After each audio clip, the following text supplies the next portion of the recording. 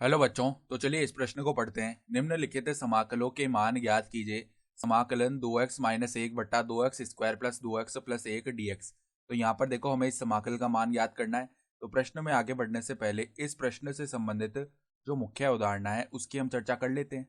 तो देखो मुख्य अवधारणा, यहाँ पर देखो हम समाकलन से संबंधित एक सूत्र जानते हैं कि एक बट्टा एक्स का जो समाकलन है ना, एक्स के सापेक्ष क्या होता है, लॉग मापांक एक्स प्लस में समाकलन का चर सी। ठीक है। साथ ही साथ देखो एक बट्टा एक प्लस एक्स स्क्वायर, इसका जो समाकलन है एक्स के सापेक्ष क्या होता है, टेन इनवर्स एक्स प्लस में सी। और अगर यहाँ पे एक की जगह देखो ए स्क्वायर होना, तो एक बट्टा ए स्क्वायर प्लस एक्स स्क्वायर का समाकलन यहाँ पे एक बट्टा ए से गुणा कर देते हैं हम। ठीक है, ये सूत्र होते हैं। और यहाँ पर भी अंदर देखो एक्स बट्टा ए बन जाता है, तो एक्स बट्टा ए हो जाता है यहाँ पर। ठीक है, तो ये सूत्र हमें पता होने चाहिए।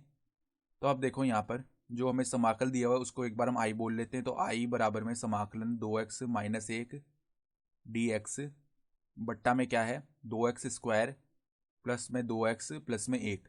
तो ये समाकलन करने के लिए हम क्या करेंगे, ये जो ऊपर 2x माइनस एक लिखा हुआ है इसको हम क्या करेंगे, नीचे वाले इस पद के रूप में लिखेंगे। यानी 2x माइनस एक को हम इस प्रकार लिख सकते हैं, इसके अवकलन के रूप में लिखेंगे। ठीक है, यानी मैं कोई अचर मान लेता हूँ a। ठीक है, और उसके गुणा में इसका अवकलन क्या आएगा, देखो नीचे वाले पद का अवकलन आएगा 4x प्लस में 2, ये आने वाला है।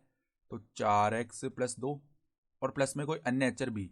तो अगर यहाँ से ए और बी के हम मान याद कर लेंगे तो ये समाकलन करना बहुत आसान हो जाएगा। तो 2x माइनस एक बराबर में देखो ए को अंदर गुणा कर लिया तो 4ax प्लस में 2a प्लस में b। तो अब देखो x के गुणांक और अचर पद की हम तुलना कर लेते हैं। तो 4a बराबर में आ जाएगा 2, तो a का मान तो यहाँ से सीधा सीधा 1/2 आ गया है। ठीक है, फिर अचरों की तुलना करेंगे तो 2a प्लस बी बराबर में -1 है। a का मान रख देते तो 2 गुणा में कितना, 1/2 प्लस में b बराबर में -1। तो यहाँ से देखो 1 प्लस में b बराबर में -1 आ गया। तो b का मान यहाँ से क्या बन जाएगा, b का मान बन जाएगा -2। तो a और b दोनों के मान आ गए हैं।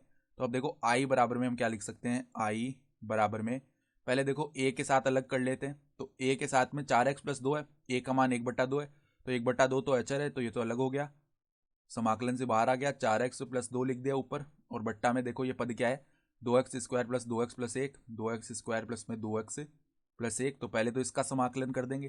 फिर माइनस में देखो, क्योंकि यहाँ पे b का मान -2 है ना, तो माइनस में 2 तो बाहर ले लिया हमने। और यहाँ पे समाकलन में क्या है, ये पूरा पद आ जाएगा 2x² प्लस 2x प्लस में एक। तो इनका अलग अलग समाकलन कर लेंगे।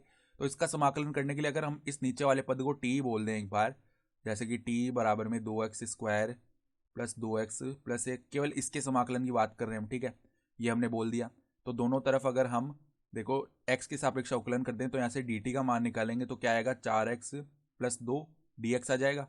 ठीक है, तो ऊपर देखो 4x प्लस 2 dx यही तो लिखा हो, इसकी जगह हम dt लिख सकते हैं। तो i बराबर में 1/2 समाकलन, यहाँ पे तो dt आ गया और यहाँ पे t आ गया है। ठीक है, फिर देखो माइनस में इसका हम अलग से समाकलन करने के लिए क्या करेंगे, पहले x² का गुणांक 1 बनाएंगे। तो यहाँ पे 2 को बाहर ले लिया हमने नीचे से, और dx बट्टा में यहाँ पर देखो क्या बन जाएगा, x² प्लस में x प्लस में 1/2 ये बन जाएगा।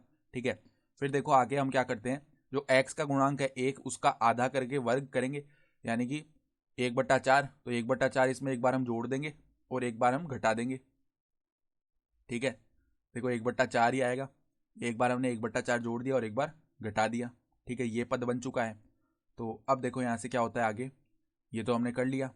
ठीक है, तो यहाँ से dt/t इसका समाकलन तो क्या हो गया, log t।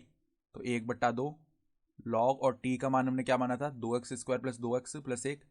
तो मापांक में 2x² प्लस में 2x प्लस में एक, माइनस में देखो ये 2/2 तो एक हो चुका है यहाँ पे।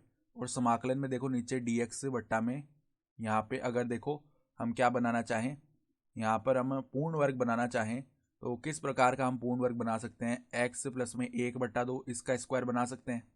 ठीक है, कौन कौन से पद को लेकर, इस पद को, इस पद को और इस पद को लेकर। फिर बचेगा क्या, 1/2 माइनस 1/4, तो क्या होता है प्लस का 1/4। तो इसको हम ऐसे लिख सकते हैं प्लस में 1/2 का स्क्वायर। तो यहाँ पर भी समाकलन का सूत्र लग जाएगा।